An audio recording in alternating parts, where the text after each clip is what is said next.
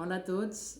Dies enrere, mentre llegia, estava escoltant música de Beethoven de fons a través de l'Spotify i va començar a sonar de manera aleatòria a la sonata número 29 d'aquest compositor que per mi és la meva preferida perquè jo la trobo preciosa i a més, sempre que l'escolto em ve al cap en Charles Bukowski perquè la vaig utilitzar per posar-la de fons farà uns 4 anys mentre gravava un text seu en aquest mateix canal i és un text que pertany al seu darrer dietari en vida, publicat en castellà per Anagrama, que es diu El capitán salió a comer y los marineros tomaron el barco.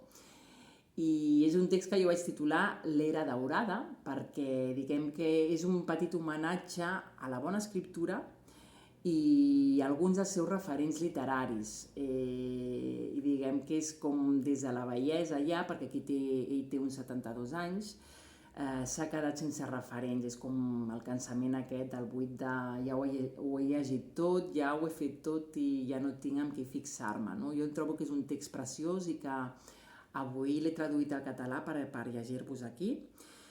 I bé, dir-vos que a mi aquest dietari em va agradar moltíssim perquè es veu el Charles Bukowski home sense el personatge aquest que es va crear per a les novel·les, el seu alter ego aquest, en Henry Chinaski, que malgrat que sí que la seva obra és autobiogràfica, a través de les seves novel·les ella es va fer com un personatge, aquest personatge canalla, no? que tothom coneix, però en aquest dietari jo vaig trobar un Bukowski molt més pausat, molt més reflexiu, a més el va escriure un any i mig abans de la seva mort, que malgrat que ell aquí encara no sabia que estava desenvolupant la leucèmia, era com si ja ho intuís i com que ja li veia les orelles al llop, i perquè fa moltes reflexions de nivell existencial i sobre la mort. A mi em va arribar molt, la veritat, i és una llàstima que hagués mort al cap de poc perquè jo crec que com a dietarista hagués donat molt de sí. Però bé, és curiós com tenia aquesta capacitat, era un home molt talentós per mi a l'hora d'escriure i mentre estava escrivint aquest dietari va acabar la seva darrera novel·la, que es diu Polp, que és la més diferent de totes perquè no hi surt l'alter ego, és com molt fantàstica, és una burla a la mala escriptura d'aquesta detectivesca, però per mi és una metàfora del final de la seva vida, de la mort. I em va arribar molt, especialment aquesta darrera novel·la, al final vaig plorar molt i amb el final de la seva primera novel·la, El carter, és una metàfora com del seu naixement, o sigui, però no és una metàfora del naixement com a escriptor i també em va arribar molt. És curiós, no? Com amb la primera novel·la acaba amb aquesta metàfora del naixement, de la seva vida com a escriptor, i aquesta darrera novel·la és una metàfora de la mort i de fet al cap de poc va morir, no? És curiós i a mi això em crida l'atenció. Bé, i un cop dit això m'agradaria dir, per qui no ho sàpiga, que en Charles Bukowski va ser un escriptor nord-americà nascut l'any 1920 a Andernach, Alemanya, de mare alemanya, pare nord-americà. De fet, el seu pare va ser soldat nord-americà, enviat a Alemanya després de la Primera Guerra Mundial.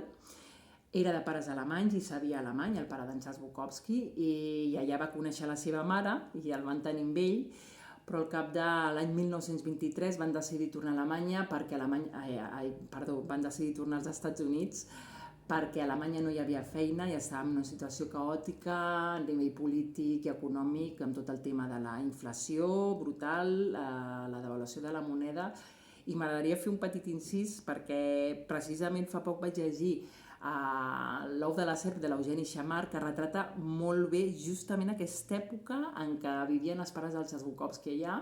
És curiós com van coincidir l'Eugeni Xammar i els pares del Charles Bukowski en aquesta època a Alemanya, i retrata molt bé a través de les cròniques de la Veu de Catalunya a aquest moment a Alemanya. I de fet els pares del Charles Bukowski i molts alemanys més van emigrar als Estats Units. Un cop fet aquest parèntesis, dir-vos que van marxar a Alemanya quan en Charles Bukowski tenia vora 3 anyets, i de fet ell va néixer, el van registrar com a Heinrich Karl en alemany, però a l'arribar als Estats Units, com van fer molts immigrants, li van americanitzar el nom i va passar a ser Henry Charles Bukowski. I ell quan ja va decidir ser escriptor professionalment, dit per ell, escrit, va decidir adoptar el seu segon nom, Charles Bukowski, perquè de fet ell a casa i amb els seus amics era Henry o Hank, en plan familiar, no? Però va dir que Henry li portava molts mals records perquè ho va passar molt malament a la seva infantesa i se'l va voler treure del mig i es va posar Charles Bukowski, del seu segon nom. I de fet aquest període de la infantesa, que a ell li porta tant mal record, el té molt ben retratat amb una novel·la que va escriure quan ja tenia 60 anys, que es diu Hammond Ray, que és La senda del perdedor, que és una novel·la molt dura i retrata que ell, quan arriba als Estats Units amb vora 3 anyets, fins a l'esclat de la Segona Guerra Mundial, que ell té uns 19 o 20 anys. És una novel·la que a mi em va agradar molt, però és molt dura, no és fàcil de llegir. I bé, un cop dit això, passaré a llegir el text, espero que us agradi. Diu així: no tinc ni idea per què pot ser. Senzillament és allà, un cert sentiment pels escriptors del passat. I els meus sentiments ni tan sols són precisos, són només meus, quasi del tot inventats. Penso en Sherwood Anderson, per exemple, com un home menut, amb les espatlles lleugerament caigudes. Probablement fos espigat i alt, no importa. Jo el veig a la meva manera. Mai he vist una foto seva. A Dostoievski me l'imagino com a un individu amb barba, més aviat gras, amb ulls de color verd fosc que s'encenen lentament. Primer era massa gras, després massa prim, i més tard massa gras. Bestiesa segurament, però m'agraden les meves bestieses. Fins i tot veig Dostoievski com a un home a qui li excitaven les nenes petites. A Faulkner el veig envoltat d'una llum difusa, com un guillat, un tipus amb mal alè. A Gorky el veig com a un borratxo esmunyadís. A Tolstoi com a un home que s'empipava per no res. Veig a Hemingway com a un individu que practicava ballet d'amagat. I a Céline com algú que tenia problemes per dormir. Veig a E. Cummins com a un gran jugador de billar. Podria seguir i seguir. Aquestes visions les tenia principalment quan era un escriptor mort de gana, mig boig, incapaç d'encaixar a la societat. Gairebé no menjava, però tenia molt de temps.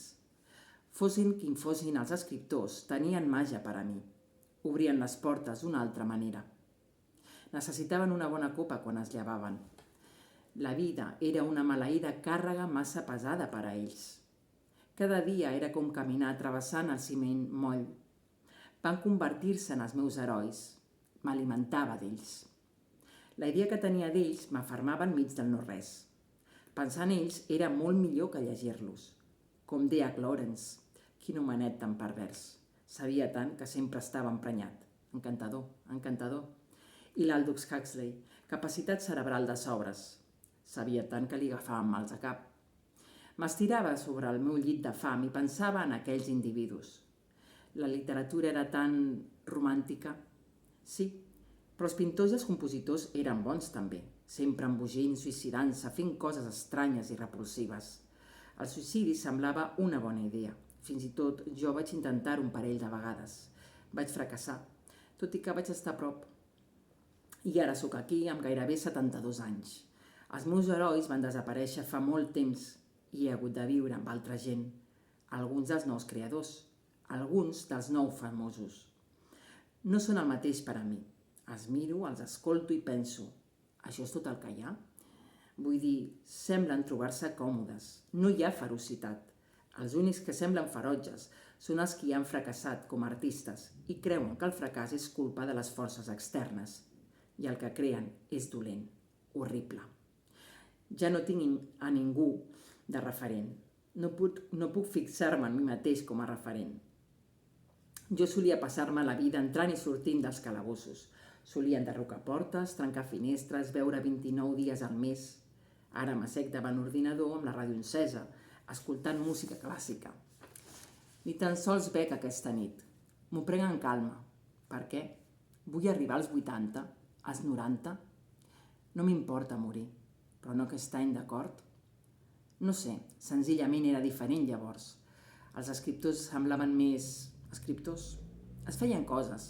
La Black Samples, els Crosby, i fins i tot jo mateix un cop vaig tornar enrere per colar-me en aquella època. Cares Crosby va publicar un dels meus contes a la seva revista Portfolio, juntament amb Jean-Paul Sartre, em sembla, i crec que amb Henry Miller també, i potser Camus. No conservo la revista. La gent m'ho pren. S'enduen les meves coses quan venen a prendre alguna cosa a casa. Per això estic sol cada vegada més. En qualsevol cas, ha d'haver més gent que també trobi faltar els bojos anys 20. Hi ha Gertrude Stein, hi ha Picasso, James Joyce i tota la colla. Tinc la sensació que no estem avançant com abans. És com si haguéssim acabat amb totes les opcions, com si ja no sabéssim fer les coses. M'assec aquí, encenc una cigarreta, escolto música. La meva salut és bona i espero estar escrivint tan bé com sempre, o millor. Però la resta de coses que llegeixo semblen tan assajades. És com un estil ben après. Potser he llegit massa. Potser he llegit durant massa temps. I també, després de dècades d'escriptura, i jo he escrit un moc grapat, quan llegeixo un altre escriptor, crec que sé exactament quan fingeix. Les mateixes mentides salten de la pàtina sofisticada grinyola. Sé quina serà la següent línia, el següent paràgraf. No hi ha flaixos, no hi ha atreviment, no hi ha risc. És una feina que han après, com arreglar una aixeta que perd aigua. Era millor quan podia imaginar la importància en altres, encara que no sempre hi fos. En el meu cap veia Gorky en un alberg de mala mort, a Rússia, demanant tabac al paio que tenia al costat. Veia Robinson Jeffers parlant amb un cavall i a Faulkner contemplant el darrer glob de l'ampolla. Esclar, era estúpid. Ser jove és ser estúpid, i ser estúpid és molt vell. He hagut d'adaptar-me.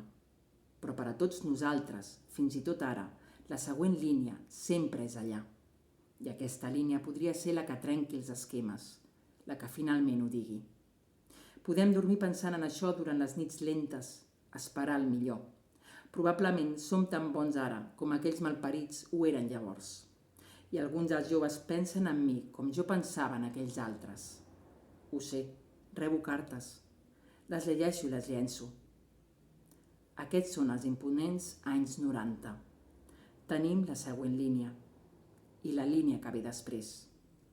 Fins que no n'hi hagi més. Sí, una cigarreta més. I després crec que em banyaré i me n'aniré al llit. Charles Bukowski, 16 de març de 1992.